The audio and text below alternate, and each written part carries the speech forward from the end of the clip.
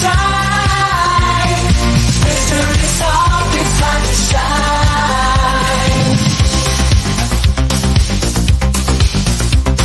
Squatch-D brings it live. Steve and Chris, they're gonna fly. Ghosts don't unturned, the facts alive.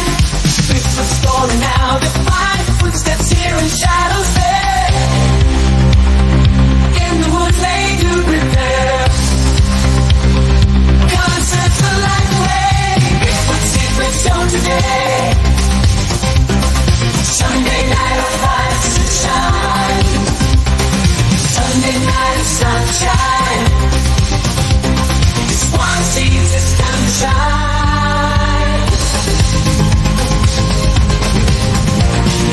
Sunday night of light to shine. Sunday night of light to shine.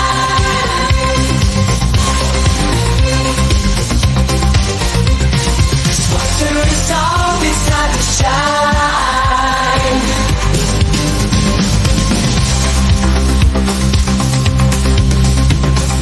Water is all it's time to shine.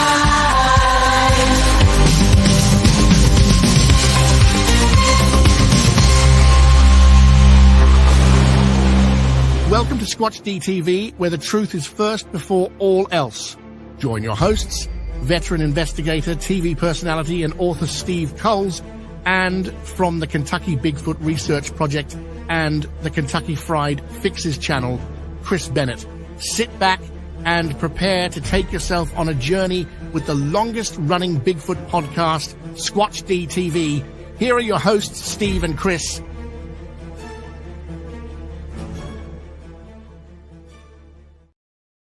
And good evening, cyberspace. Welcome to Squatch-D TV for today's date, October 2nd, 2024. I'm your host, your guide, the Squatch Detective, Steve Kulls, along with my co-host, right down there, Mr. Chris Bennett. Hello, Chris.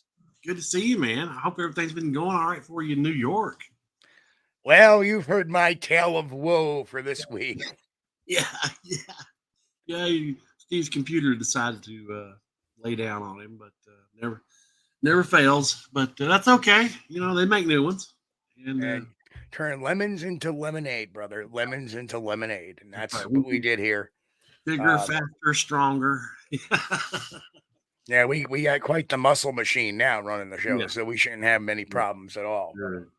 Like any of those little blurbs is probably caused by my machine overheating a little bit, my old machine anyway, which is now in the trash can. But we've had some good weather here lately. We've had some sunshine the last couple of days. Thank goodness. Knock on wood. Yeah, we had rain today. Dry out a little bit, you know. We had rain today. Oh, yeah. Usually you guys get it about 2 or 3 days after us. That's really funny. We got a lot more people in here than our counter is telling us. That's for sure. Well, yeah, looks like the chat room's doing pretty good. It's a lot of comments in there. All right, let's get our roll call out of the way. And of course, Sharon popped in to say hello. Yeah. And Relic commented as well. Our Europeans, our Euros. Yeah. PH is in the house. Hey, Don Gummo. Mick is in the house. Karen Fisher, good evening. Walter Kroll, happy Wednesday. Happy hump day to you. The Bat Mom, hello, Bat Mom. Good to see you. Sandra Piper, what is up? Jack Norton, there's a new name. Jack, welcome. I don't know if you're one of the lurkers, but welcome. Good to see you. Kevin Harder, Professor, good to see you, sir. Professor Harder, welcome. Gary Johnson, hello. Roy Langley. Oh, rather, Roy Longley, representing the lurkers. Lurkers gonna lurk. We appreciate you checking in, Roy. And so hello to everybody and all the lurkers out there. That's fine. You could stop in and say hello if you wanted to, but if you don't have to. Anywho, so we spent a lot of the day yesterday rebuilding all the files that. Luckily, I got some heads up that it was going to crap out. Right. And because when you have to turn it on to get all your systems running up like 4 or 5 times. I had to hard reboot it just to get everything working. And the minute I did, I said, all right, I'm going to send files over to my backup drive. And I saved probably about 90% of what I had.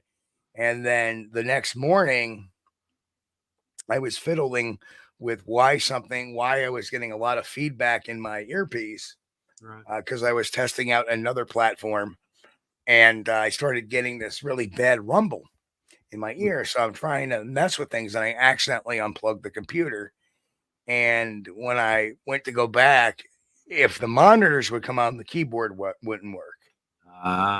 And the monitors, because it's an old all-in-one computer, they were all on USB. So yeah, well, at least you had a little warning. You know, when I lost my I've lost computers before, and I've lost my external hard drives before. Hey, Grasshopper, we see you too. Grasshopper. Always, for whatever reason, he always gets skipped, and I don't understand why. It's not I'm doing it consciously.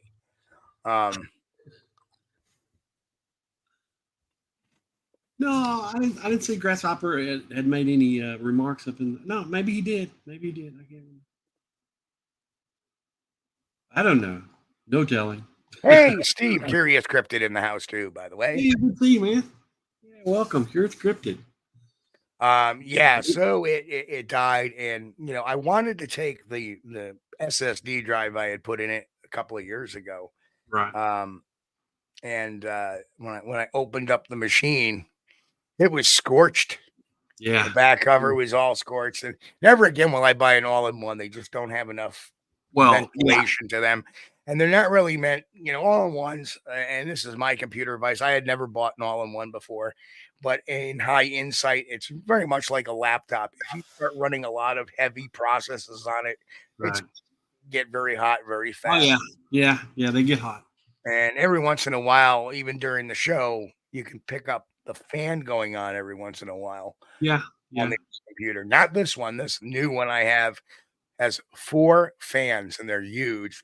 It's 3 of the 4 sides are ventilated on it.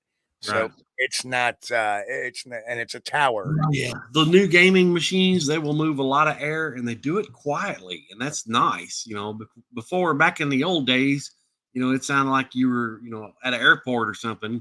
I mean, I'm not talking about your old system, but in the old days when you had the old system, all these fans running, you could hear it like a mile away. Yeah.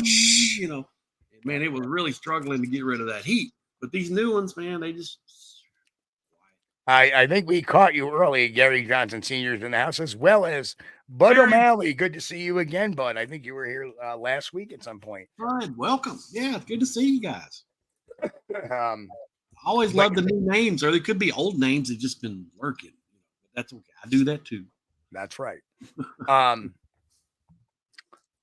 Angel Nolan just snuck in too. Hello, Angel. Welcome. Yeah. So.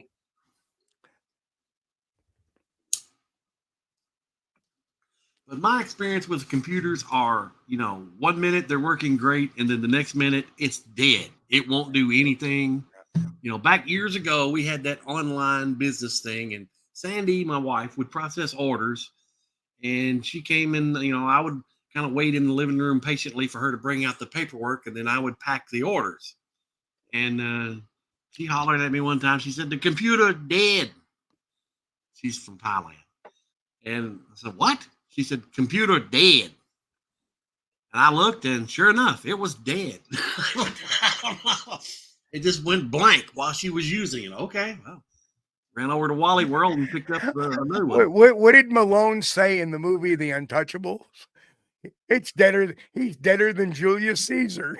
Yeah, that's usually the way it goes. Are you using it 1 second, the next second, nothing, darkness.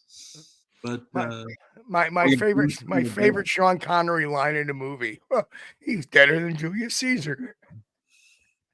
He's dead. That's pretty good. Yeah. But you know, these things, they're challenges. But you know, you rise above it. You come out better. You know, after the challenge. I mean, I've been a computer owner since 1991. So I mean, over 30 years of owning computers, it's like, okay, I know what I have to do. My first one was an 88 monochrome, and I thought I was just, well, at the time that was big deal. There he is, Brian and Chewy go hiking. Brian, let's see, man. And I literally just saw Chewy on Saturday night, and Brian, of course, too. Yeah.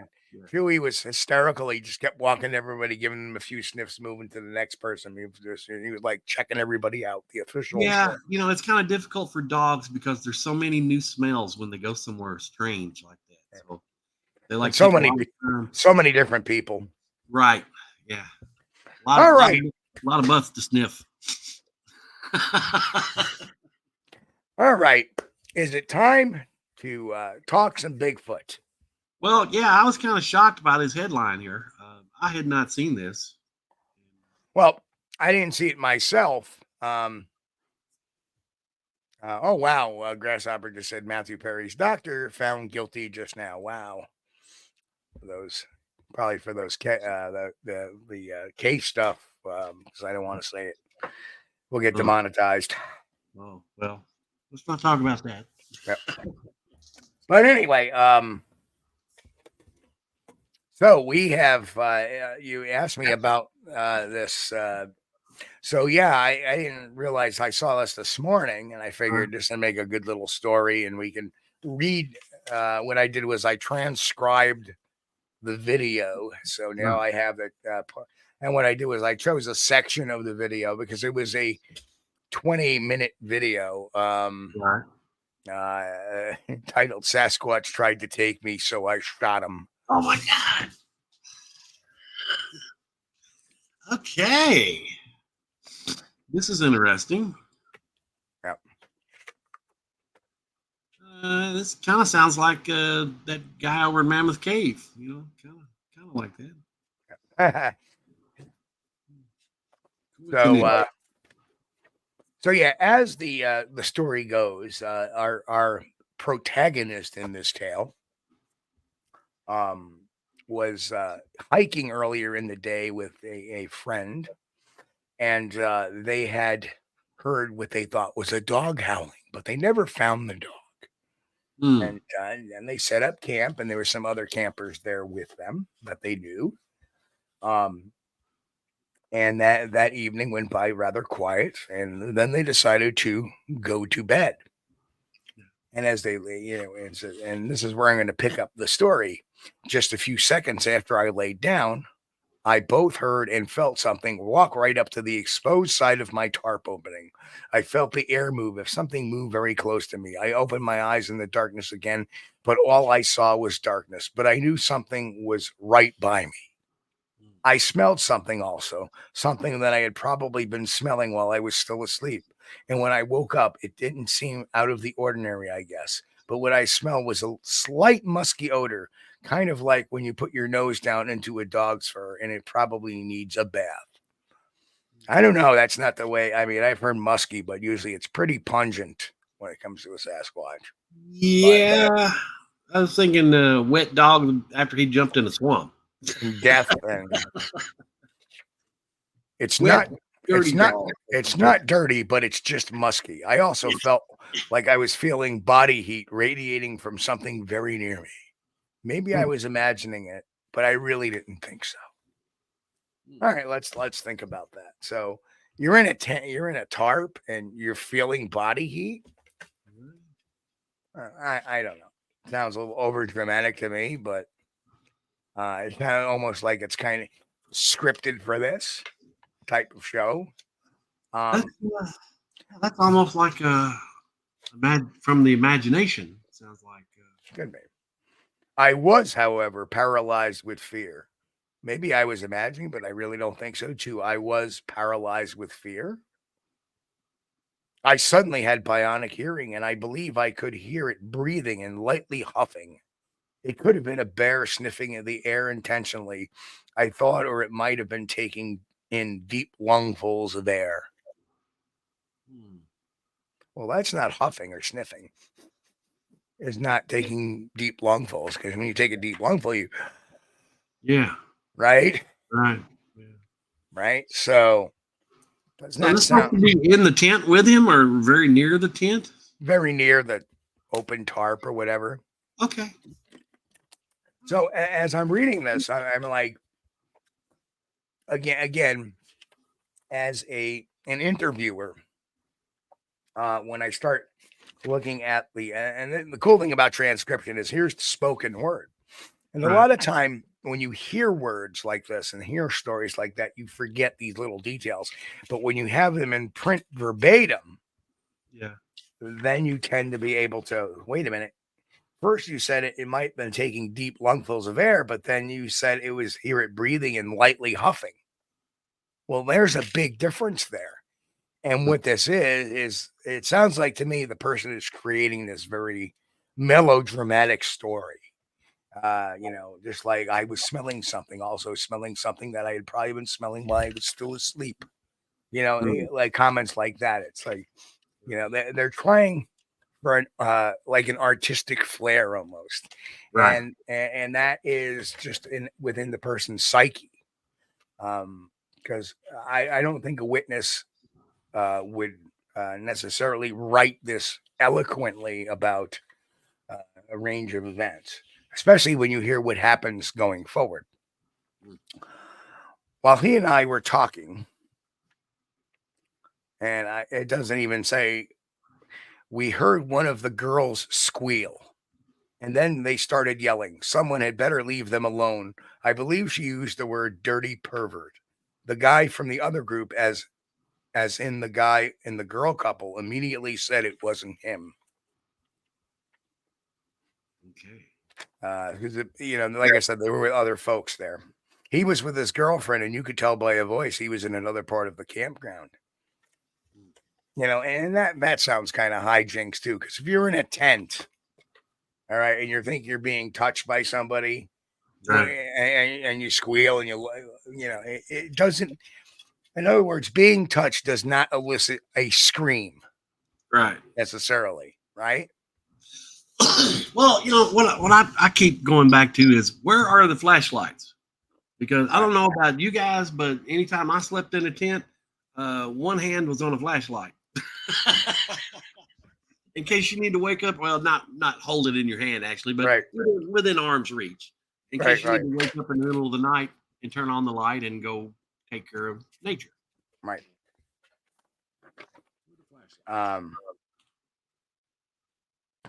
So I felt compelled to yell out that we were both all the way over where we were. I then saw a flashlight come on. There you go, across the way, about the same time as I found my flashlight and turned it on. There you go. So finally, the flashlights have showed up. Of course, too late. The women were outside of their tent. And you say, if something's touching you, what would make you think it's somebody else? They would have to unzip your tent, climb in, touch you, then sneak back out and zip your tent again, right? Right.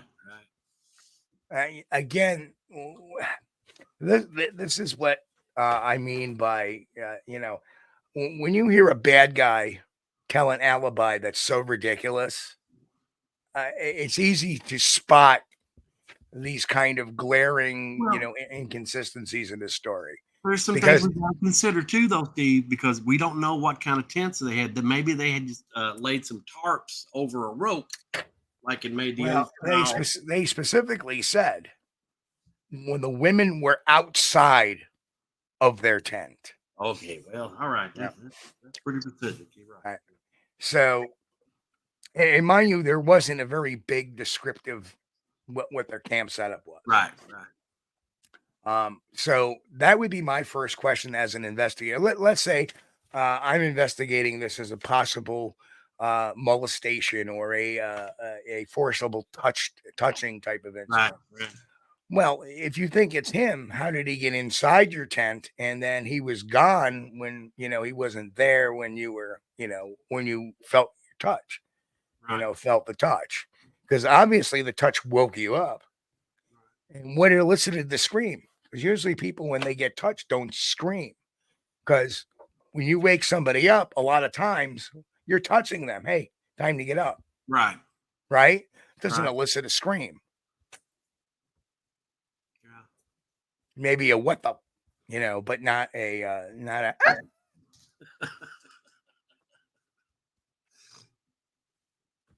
They were sure it had been one of us that had touched them. I yelled. The surprise movement made me lose the flashlight that I had in my left hand, but in my right hand that still had my pistol. Now we have a pistol. Now they don't mention that I pulled the pistol. In a panic, I shot ahead above me where anything was holding my ankle. That was holding my ankle might have been. Did I lose something here? Something grabbed his ankle. Right. So they went back to bed. For some reason, there was a portion that did not get pasted into this. I don't know why. So they end up going back to bed. Okay. And then the person, this gentleman, this is actually a male talking, said something had grabbed his ankle and started to pull him. I yelled. The surprise movement made me lose the flashlight that I had in my left hand, but my right hand that still had my pistol. In a panic, I shot up ahead and above me where anything that was holding my ankle might have been. Now, let's think about that for a second. Right? Yeah. Does that sound like your typical gun safety? No, you can't. Somebody grabs your ankle, you can't see it's because it's dark. So what do? Shoot? No, you say, hey, what the hell are you doing? At least what if it was the other camper? Now you're going to be charged with murder. Right, exactly. Oh, I thought there was a bear on the other side of his tent, so I grabbed his ankle. Yeah. Pull him out, right? Ooh. Man. Okay. So that doesn't sound right. Yeah. Right. Yeah. Yes. Yeah. So all of a sudden they wake up, and I hear something. I grab my flashlight, I grab my pistol, and all of a sudden something grabs my ankle, starts to pull me, and I go bang, bang, bang. All right. This is I am certain because my 38 had 6 rounds in it. When I counted in the morning, there were 3 left. So I know how many shots I fired. It was a panic firing, but I couldn't control it. I believe that all 3 hit their mark, but I have no proof. Well, again, the story is being built on a lie. Because that comment right there, but I have no proof, and I'll explain why. He goes on to conjecture.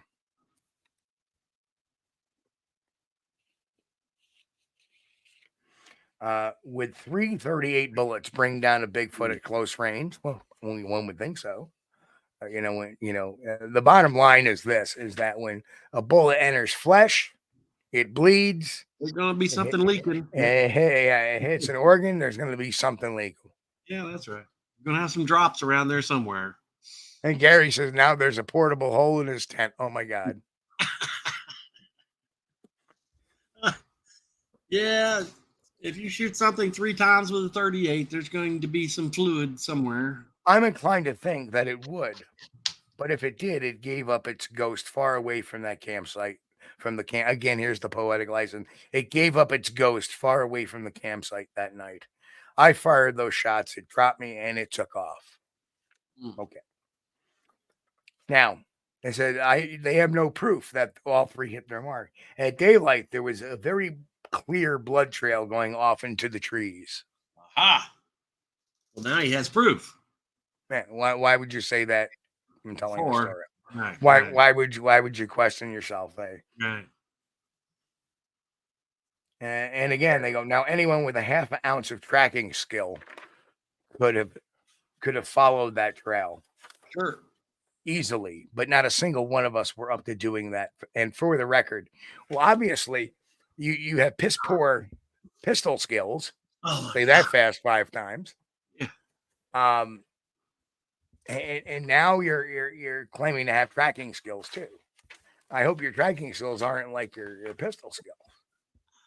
Gun safety was definitely an issue there. You don't never shoot in the dark where you don't know what you're shooting at. Yeah. I don't think anyone else went to the Rangers either. They're in a pub there. Now, mind you, they're in a campground. Right. Somebody would have called. Shots fired. Yeah. Somebody would. I am certain that none of them really believe what happened that night was due to a bear, despite all of us agreeing that it was. And that's how it basically. There's some more jibber jab, but that's how pretty much the meat and potatoes of the story. It seemed like a lot of this was written for dramatic effect.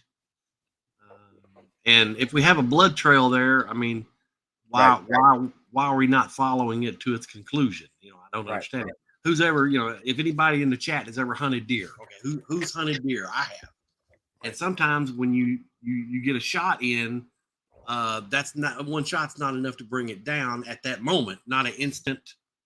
It doesn't go to sleep instantly. I'll put it that way. So you have to follow that blood trail, and it's just a drip and a drop every now and then that you can see on the grass or on the leaves. So until you find it. So here's the thing: it's a given that okay, if you have a gun when you're out camping, generally you keep that close by. Sure, that's a given. Right. So okay, that sounds believable. Sure. To fire something in the dark blindly when there's other people in the camp, that could have been somebody playing a joke on them. That's right. That's right. Right. You don't pull that trigger until you see your target. Yes, that's right. Right. We may have a murder victim laying out in the woods somewhere now. Right.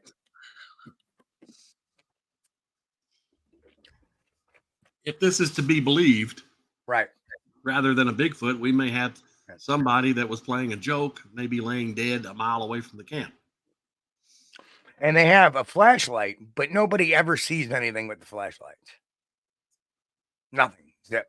Well, if there's nothing there when the light's on, then there's nothing there when the light's off. Yeah, but he had his flashlight in one hand when it grabbed his leg. Just saying. Yeah. Well, my first thought would have been to the flashlight because I would like to see what's going on in the dark. Right. If something's happening, especially. Well, I can understand picking up the pistol too, because the first thing is self-preservation. Sure. Yeah, you can do that.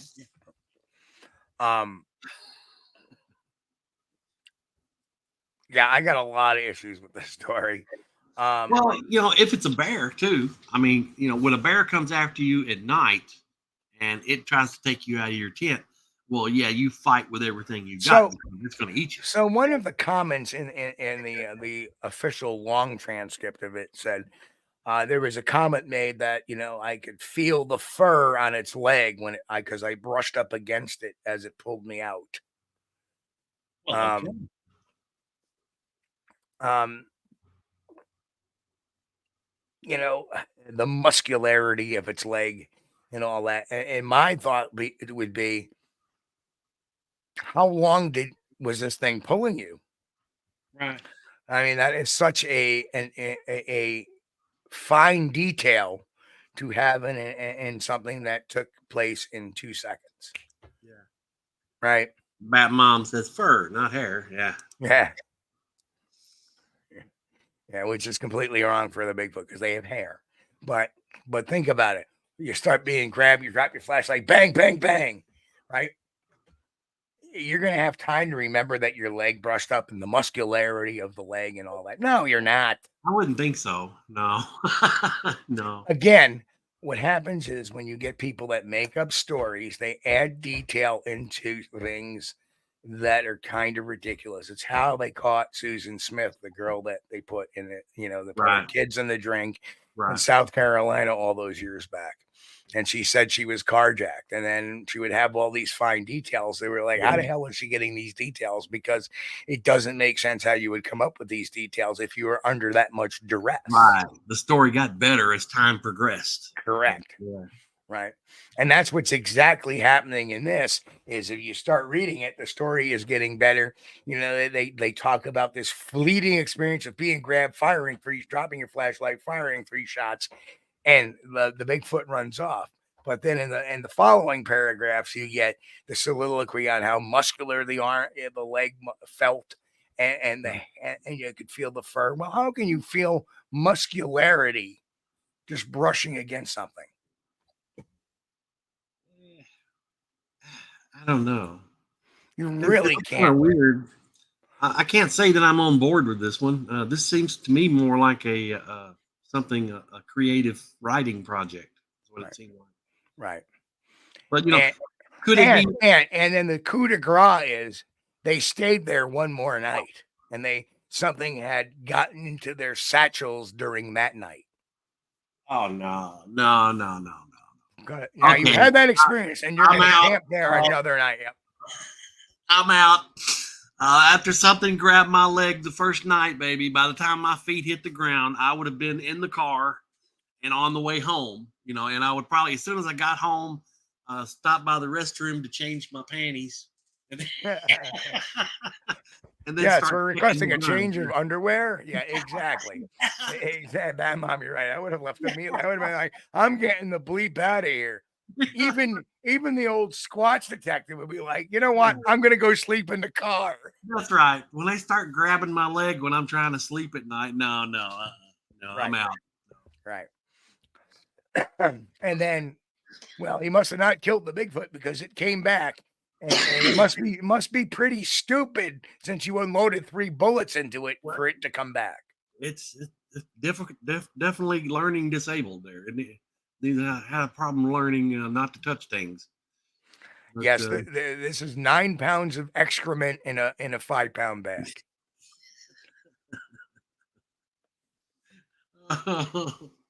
But what have we learned here? Yeah. But what have we learned here? Always, again, like the dude with the Bigfoot peeper pictures. Look at the story around it, and you can see, right? You know. But when you put it into like a letter form and you're reading it and like this, people just don't get it. So I went there in my Bigfoot, blah, blah, and you're hearing it instead of reading it, going, "Wait a minute, didn't you just say that here?" And you know, you can see this pattern sometimes. Right. Which is the reason why, you know, when you're an investigator, if things are said that are important, you start taking scribble notes real quick. Okay, you know, left turn, right turn, left turn. Now, you know. Well, you know, the part about after he had fired 3 times at it, but he had no proof that he had hit it. And then he mentions the next day they found a blood trail. No, in the morning. Yeah, during daylight, same day, I guess. He should have said, "Well, I fired 3 times, and I know I hit it because the next day we found a blood trail." You know, it's not. I have no proof that I hit it. Right? Yeah. If it's leaking, you hit it. Yeah. Yeah. And this is just a story, and you can tell this is just a story on the fly. Right. Story on the fly. You know, I don't mind the Bigfoot story channels. You know, that has the creative writing and stuff. That's okay. I detest them. Well, I don't mind, and as long as they're not trying to play it off as you know, like research or something. If it's just a story, well, but they're playing it off as real. Well, that's And what happens is you put out 40 fake stories a week, especially in the fact that you're making it do something scary. And, you know, like one of the videos on the channel is titled "A Stack of Bigfoot Bodies." Oh boy. You know, so when you start writing misinformation, because not only that, but I detest fictional stories for the main reason why is that, you know, ignorant people will believe them. Yeah. I mean, this Buckeye Bigfoot has almost 79,000 subscribers. Well, a lot of people must like the entertainment. You know. Yeah, but then they go to these Bigfoot expos and they believe. I mean, these are the same people that go to these Bigfoot conferences, and they listen to it and they subscribe to it. Do they believe it? Do they not? I don't know. Well, that's what happens. It goes to the Bigfoot conference or gathering, and then somebody says, "Did you hear that story about that guy that shot that one 3 times that pulled him out of his tent?" Like, no. Did that really happen? No, I don't think so. Jack's got a great question here. Do you guys believe there are more than one species of Bigfoot? No, I do not believe there's more than one. If you think about this, it's pretty incredible if there is one species that we would consider a Bigfoot. But like Homo sapiens, and even chimpanzees to that, because think about chimpanzees. Chimpanzees have very similar looking cousins, bonobos and billy apes. Right. And there are other species in actuality. But look at look at human beings. How diverse are we? I mean, there's pygmies, and then you have these really tall folks that usually come from like the Nordic countries that are, Right. and they're blonde hair and very, light skinned. And then you have people that come from Africa that have a dark skin. Right. And then you have people that come from Asia where their facial structure is a little bit different than ours. Right. And then you have people that. Mick. Oh my God, Mick. Thank you, sir. Mick gifted 5 Bigfoot Mystery Squatch-D memberships. Thank you so much, Mick. You are the bomb diggity. Wow. So if you think about it, there's really one species, but maybe different subgroups. Or one species, but races. There may be different races. Right. But dimorphically, they all sound like the same being to me. There's different heights, shapes, sizes, hair length, color of hair. Hey, don't we have that in all of us? Yeah, right. I mean, you think about it. We have Caucasians, we have African Americans, we have Latinos, we have Asians, we have Pacific Islanders, we have Aboriginals, which look a little bit different. We have pygmies, which are short. We have your Middle Eastern, which we have so many different colors, complexions, sizes, and shapes. Right. That, should we, and believe it or not, in chimpanzees, there's actually different sizes, shapes, colors, and, facial structures. Well, so you got your gorillas in continental Africa. You got the mountain gorillas, which typically have a larger sagittal crest than the lowland gorillas. The lowland gorillas typically have a more rounded head, but there's both still species of gorilla. But one is actually they do have different DNA. One is gorilla, and the other one is gorilla barenghi. Yeah, but they're still the lowland gorilla is gorilla. The mountain gorilla is gorilla barenghi. So they are just like chimpanzees have slightly you're talking the difference is that much. Yeah. Right. But we're talking the difference between a white male human, Caucasian, and then a white male Asian human. There's going to be slight differences, but they're still both humans. Right. They're human. Right.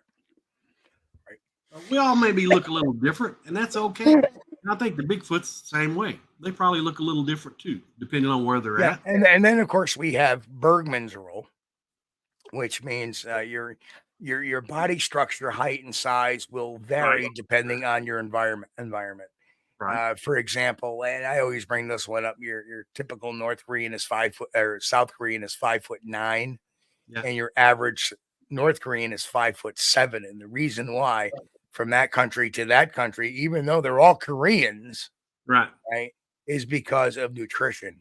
Right. That South Koreans get more nutrition than the North Koreans do. Therefore, they're a little bit smaller in stature. Exactly. And that's a great example of Bergman's rule. Yeah, the nutrition can play a big role, right, in development. So it's a interesting topic, but great question. Thanks for asking. Jack. Yeah, great question, Jack. Isn't it? All right, next slide. Here we go. Oh no, not again. Yes, that's right, folks. You see, here's more. Oh my God, spelling.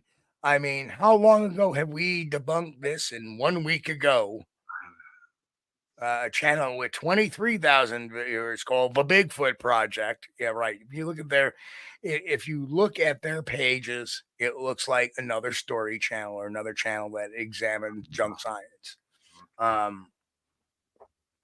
So you got to be responsible for what you preach. Obviously, you didn't do the digging, because if you Google the Miller Doc, guess what site comes up on the top 5? Oh, our friend, what's her name? No, my site. Oh no, I thought you were talking about what's her face? The Miller Doc. My Linda. site comes up pretty quick. Okay. And again, a scientist's documented examination of a big H.A. Miller, M.D., Ph.D. He was neither. He was not an M.D. He was not a Ph.D. No, he had a master's in forestry, right? And there is the real H.A. Miller, including the picture on the left, which is with Linda Newton Perry, hoaxer extraordinaire, who started this whole thing. Put up on the website as H.A. Miller, and it does say H.A. Miller, but she never named him by his first name. But we do some digging and find out his real name is Howard A. Miller. And Howard A. Miller actually wrote a book. And there it is right there. BA in biology from Simpson College and completed graduate work, School of Forestry at Yale University. Right. Right. And there's his Yale University picture in 1930. Well, yeah. Right. A BA at Yale is something to be proud of. Well, I don't know if it is now, but it used to be. and of course, he served in World War II, had active duty in World War II. That's when he was supposed to be in medical college, boys and girls. I thought he worked for the forester, and it's a forester. And yep. So he worked for Fish and Wildlife in the United States Forest Service. Right. Never was an MD. Never was any of that. He wasn't even a PhD. He got a master's in because that's what's or whatever it was there. At Yale. Yeah, that's right. Yale. That's what they offered at Yale. So again. There's another channel, the Bigfoot Project, spreading lies, and that's why when we do things here, we put a question mark at it because we're like asking the question: Bigfoot bloody trying to kidnap someone? That's what we're trying to say. We didn't put that as Bigfoot bloody trying to kidnap. Right. We put that question mark in there because we're asking that question. So, but yeah, it just so disgusts me when I see like this by H.A. Miller, M.D., Ph.D. No, he was neither. Well, I know most everybody here remembers that show we did on the Miller document, but if you're listening on one of the podcasts or something and you hadn't seen it yet, go check out the show on the H.A. Miller document. Yeah, and we did there is a short form video. On the H.A. Miller doc, because again, like a year or so ago, it came out again. And if we go back all the way to a couple of years ago, we did the H.A. Miller, the Miller doc deep dive omnibus on that. That was the title of it.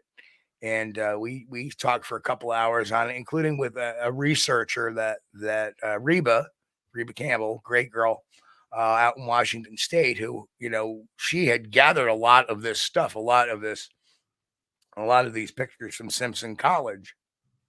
And I believe, if my memory serves correctly, we did bring up that document word for word and read it through, and we discussed some of the wording in some of the written wording in the document itself, and it was pretty much. Somebody was trying to use scientific terms and sound scientific for this document, but the truth is they probably didn't have the background right. Well, yeah, according to Dr. Meldrum, who looked at it, he says, yeah, there's some terms in there that they sound awful scientific, but they're really meaningless. Right. And but yes, H.A. Miller actually co-wrote a book with somebody else, and that's how we know, that Howard Miller. And that's him. I mean, who did the H stand for? It stood for Howard. And there's Howard Miller. We have the picture evidence to prove who he was. Because the picture in the bottom is, if you look at center, the picture on the bottom is Howard Miller enlargement.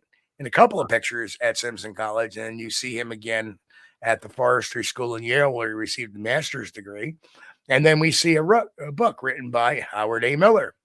And it says right there, Simpson College, Yale, and nothing about an MD. Because one would think, why would he work as a forester when he could be working as an MD? Yeah, quite a bit of difference in the take-home pay there. Yep. But all in all, though, the Miller document was a great story. It was interesting to read it, like, and it gives you the things like it could be almost believable, like a tree got struck by lightning and fell on the Bigfoot, or what was it? Was the Bigfoot in the tree and the tree Hey, got stuck? do you know what? You know what I could do? What? And Mick just gave me a great idea. And I hope Linda Newton Perry gets a hold of this. What if I contact H.A. Miller's relatives, their living relatives? There's got to be a grandchild. Yeah, somewhere you would think. Yeah, wouldn't it be nice if he sends a cease and desist letter to Linda Newton Perry and to retract what she said about their relative? Because the fact is, you're talking about a real person that existed one time, and they have family. Right. And that's what pisses me off about this one. Because, I love my grandpa, and then you come across this bullshit. They're probably not even aware that his name's been used in this way too. Well, I can make them find out real quick, and it shouldn't be too hard to find out. Shouldn't be too hard to find out. Even though the Miller is kind of a common name, right? But there are ways. We know what township he lived in, right? He worked as the manager of the White River National Wildlife Refuge. Arkansas, that's right. He was from Arkansas. More than likely, his obituary would have been in a newspaper somewhere, and if there are old articles from the old papers that were scanned, survived by, right, exactly. Yeah, that'd be kind of nice for Miss Newton Perry to get a friggin' knock on the door. All right, here you go. Here's your restraining order. Stop talking about H.A. Miller. This is from his family. Well, the story was a pretty cool story. It had some believable aspects to it. That's the thing. No, it didn't. Yeah. Well, the Bigfoot body was discovered because it had been hit by, or a tree fell on it. Right, and the two loggers that found him, those pictures were fake too. They were from a newspaper article, and they were made up names. Yes, and we actually got the real names of the people in the picture, not the phony name. Again, Linda Newton Perry, consistent. I got to admit, she's been pretty consistent since 2010. Well, you could tell there's some creativity there in the story. You got to give them credit for that. But it's just a story. That's all it is. It's a fiction. Right. But the fact is that Copernicus and Tesla, Nick, because he said, it's worse if your name was Copernicus or Tesla. I had a time be a story about them. But the problem is they were public figures. Yeah. H.A. Miller was not. That's right. He wasn't a public figure. So if you're not a public figure now, that's why, I can get away with saying crapola about the idiot out in the West Coast there that likes Diapeach Snapple, because he's a public figure. After all, he is the world-renowned Bigfoot hunter, right? By his own self-admission. Conversely, I can't really, go after people that talk about me because I'm a public figure. But H.A. Miller, not a public figure. Oh, good question, Mick. I don't know. Probably.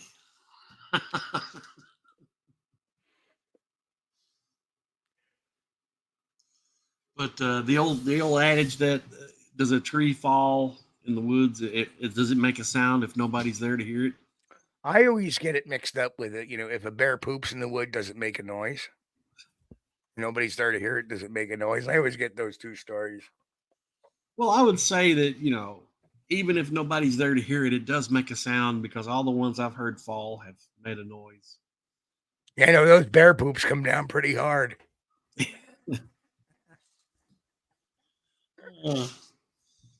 That's the thing, though. Yeah, if you didn't see the tree fall, can you prove that it fell?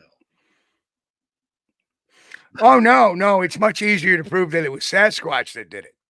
That sounds like that's some. Oh, never mind. I'm not going to get on that subject, but yeah, if you didn't see the tree fall, then there's no proof that it fell.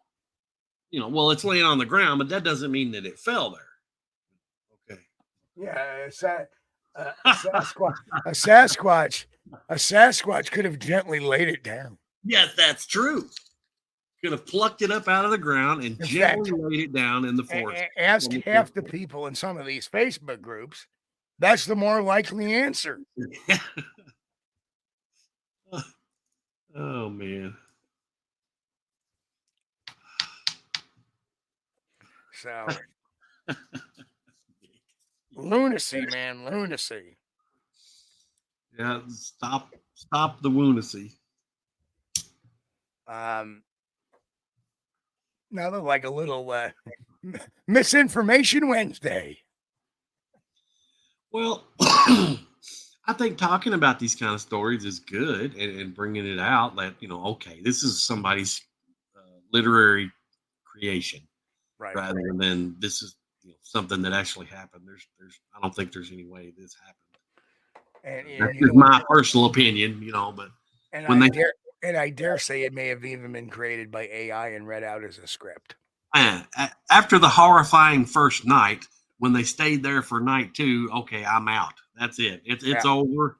There would have not been a night 2, unless we were there with a search and rescue team tracking blood spatters through the forest to find out. Oh man. Yeah, I would have been. Well, thank you, Patty, for better late than never. You can always catch us in the replay. Yeah, welcome. Instead of a blood trail, had that been me dragged out of there, in the morning you wouldn't have found me. You would have found a poop trail right out to my vehicle and then out. Yeah, I would probably not have been there the rest of the night. Yeah. No way. I mean, I can take having rocks thrown at me, but when you get handsy with me, I'm done. Yeah. Well, it also kind of makes you wonder what the motive would be. Why would Bigfoot want to grab you and take you off somewhere? Are you why, I mean, other than curiosity, why would you touch somebody and then you get scared off, then you're gonna come back a little while later and grab somebody and try to pull them out of a tent? What behavior have we seen of them? If somebody's in camp, usually they don't bother you too much. They're like, okay, we're going to stay out to the perimeter of the camp and watch. Right. And then, or we're going to just move on. Yeah. And, if I was out in a tent, which, don't hold your breath for me next time for me to be out in a tent. But if I was out in a tent, it would have a zipper. And before I lay down next to my flashlight and my handgun, I will zip the tent closed. And then if I hear something in the middle of the night, the first thing I will do is turn on the flashlight. Well, if I'm looking for something, I might just sit there and listen for a little while. So, Kaiju Ninja 1985 just asked the elephant in the room question.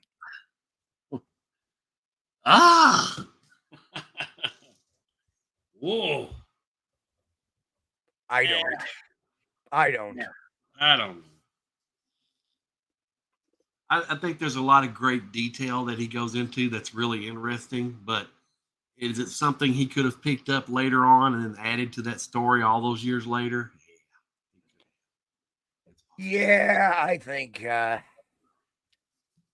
whole thing of keeping your gun inside the sleeping bag sounds a little a long rifle. I mean, a pistol I can understand because you would pull it out, but a long rifle you'd have to, Yeah. Just doesn't sound like something somebody would do. You could, but more likely it's going to be within arm's reach, not inside the bag. He just likes that cold steel next to him. I don't know. He does say that he was intending on staying awake. So he very well, could have had it close to him, but he fell asleep. Yeah. I don't know. I just, carried him over its shoulder. Well, how did the gun bend? Yeah. Right. That's another issue I have. That would have caused a rip in the bag or caused, an issue of him being carried very uncomfortably. Right. As an investigator, it's the fine details that you have to look at sometimes. Yeah. And the very, how should I say it? The very nonchalant type of details, because one thing you can expect in a hoax, right, is they're going to be very heavy on the detail about their encounter. Yeah. And then when they try to get heavy on the detail about the minute stuff, that's where you start to find the mistakes coming and things that don't sound possible. Some of Osman's descriptions. See, the funny thing is, you could tell by his story and his descriptions that he had been in the area. I think that part was true. Some of the descriptions, though, about seeing Mount Baker to the south, I don't know. That was like 100 miles away from the nearest peak that you could have seen it from. Yeah, Mick, I get that. But again, you can't argue he was carried over the shoulder, right, for all this distance. That doesn't sound kind of proper. And number two, if there was a rifle in the sleeping bag, how is he going to bend with that gun being in there? It just doesn't make a lot of sense to me. Logistically, it doesn't sound right. And usually that's an indication of something. If something sounds off, it's usually. I have really. Let me give you a great example of the old lady story. Very, very early in my loss prevention career, I had this woman who, started putting some of these expensive items on top of her purse as she's shopping in the grocery store, and she ducked around the corner and started tucking all the stuff into her purse, zipped her purse up, went over, paid for one item that she had money in her pocket, and then she left. Stop her, bring her back. She admits to it, the whole nines. And then we get a call from her attorney, and it's like, well, she says that the stuff accidentally fell into her purse. And you see, that's the kind of interrogation I would love. Oh, well, it just fell into your purse, really? And so, and it's that fine detail. Well, do you always put small things on top of your open purse when you shop? Right. Because that's not the normal thing to do. Right. Do you always cover that drill up with a pillow or a blanket, hide it in the shopping cart when you move around the store? Before you steal, because you're trying to hide the fact that you have a drill in the car so you can go around the corner and steal it. I mean, you would always, that's the way that's the way I shop. Or really, it's the way you shop. And so what are the other types of things that you hide when you shop? It's that kind of questioning that it's that little fine detail or these little excuses people make that would always that always would spell their demise, is the small attention. Again, well, it fell into my purse. That's the big detail. They're pretty solid about that, but it's that little stuff building up to that event that they are so weak on. And that's something as an interrogator, interviewer, that you got to realize. So when I read a story like this, it's not so much about the story about being pulled out of a tent by a Bigfoot. That's going to be a little more solid than the rest, but the stuff around it makes no sense. And that's generally. Well, I got to say, the Ostman story was a better one than this. It was better than this. But still, there's things to like about the Ostman story. There's things to not like about the Ostman story. So right.